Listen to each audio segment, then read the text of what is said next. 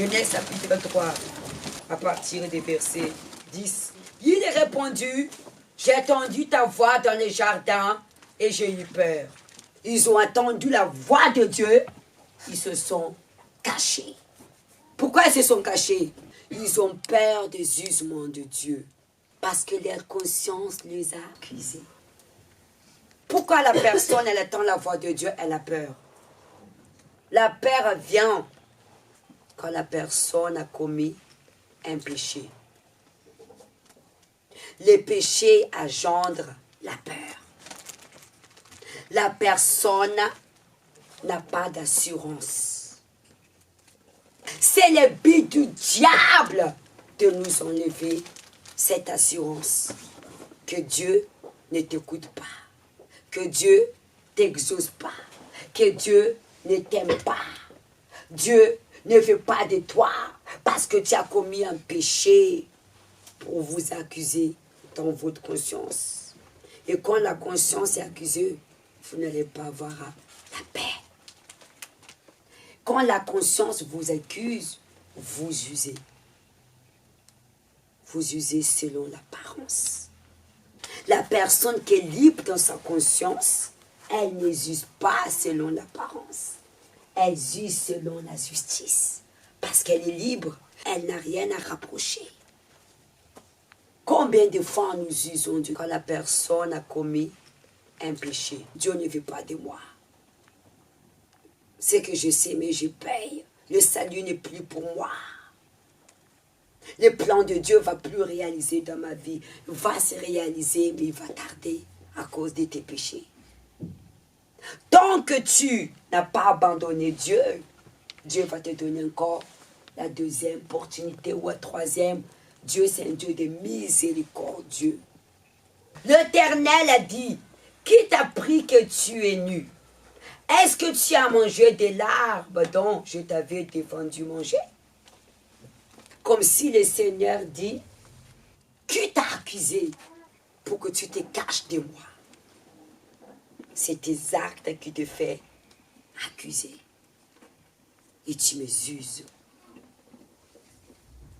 Mais dans les jardins d'Éden, il y avait personne qui les a condamnés, ni les a usés. C'était dans la tête. C'est eux-mêmes, ils se sont condamnés à eux-mêmes. Quand vous péchez, qui vous accuse? Vous d'abord, vous accusez selon les actes que vous avez commis. Souvenez-vous, la femme Magdalena qui a commis un péché. Quand le Seigneur a dit aux scribes, c'est lui qui n'a pas péché, qui jette la première pierre, Jésus veut toucher leur conscience. Ils n'ont pas jeté la pierre. Et la femme se trouvait seule avec Jésus. Jésus a dit, où sont tes accusateurs? Personne t'accuse. Elle a dit, non Seigneur. Est-ce que tu as mangé l'arbre dont je t'avais défendu? Et qu'est-ce que Satan a dit? Ève, Dieu sait que les jours où vous mangerez, vos yeux s'ouvriront et vous serez comme Dieu. Ils se sont devenus comme Dieu. De savoir entre les biens et les mal. Parce qu'avant, ils étaient nus. Ils ne se sont pas cachés. Parce que leur conscience les a accusés. Est-ce que c'est ta conscience que Dieu, ou c'est Dieu qui est ta conscience? Quand la personne commet un péché, leur conscience devient Dieu. Mais ce n'est plus Dieu leur conscience. Parce que si Dieu est votre conscience, vous dites, Dieu me pardonne. Parce qu'il a un grand amour. Mais votre conscience devient votre Dieu. Vous usez vous-même. Le sang de Jésus nous pardonne. Le sang de Jésus nous lave.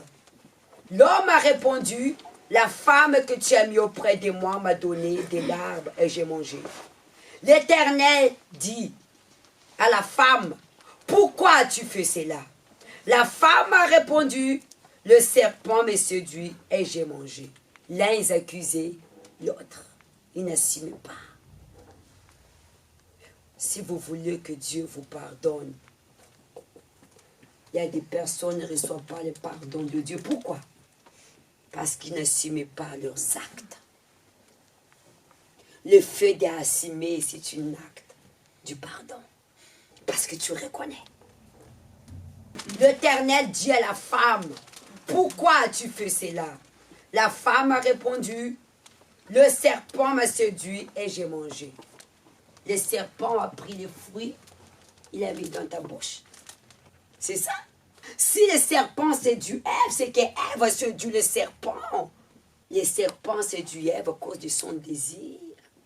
Parce que le désir d'Ève veut goûter l'arbre de connaissance que tu es là.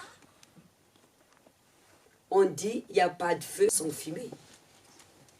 Nous devrons prendre la responsabilité de nos actes. Personne n'est responsable. Satan ne peut pas vous tenter. Si Satan vous tente, il vous tente selon vos désirs charnels. Dieu dit à serpent, puisque tu as fait cela, tu seras maudit entre tous les bétails, entre tous les animaux des champs. Tu marcheras sur ton ventre et tu mangeras la poussière tous les jours de ta vie. Tu seras humilié. Je mettrai une inimité contre toi et la femme, entre ta postérité et sa postérité. Quel était le but du diable? De souillir les lits conjugales d'Adam et Ève. Satan veut souillir les entrailles d'Ève au qu'il y a une division. Parce que Satan veut aussi avoir des descendances. Adam et Ève engendraient 2 fils, Caïn et Abel, 2 nations divisées. Parce que la division est déjà conçue dans les péchés. Pour qu'il y ait une division dans la famille. Satan savait les plans de Dieu pour Adam et Ève de fonder une famille pour servir l'Éternel. Parce que nous sommes l'aliment de Dieu. Le mariage, c'est un lien sacré pour honorer le Seigneur. Moi, je suis le fruit du mariage de ma mère et mon père. Et aujourd'hui, je deviens l'aliment de Dieu. Qu'est-ce que le message que l'Éternel vient nous transmettre? Ne souillez pas votre intimité avec Dieu. Parce que l'intimité avec Dieu se réfère des lits conjugales comme un couple marié. La malédiction est rentrée dans l'infidélité. Et quand vous souillez votre intimité avec Dieu, votre vie sentimentale sera dans l'immolation. Vous devrez se consacrer à Dieu avant d'être marié. Amen. Parce que les péchés, ils souillent le sang. Et le sang, c'est la vie. Et la vie, c'est l'âme. Pour la vie éternelle. Levez-vous.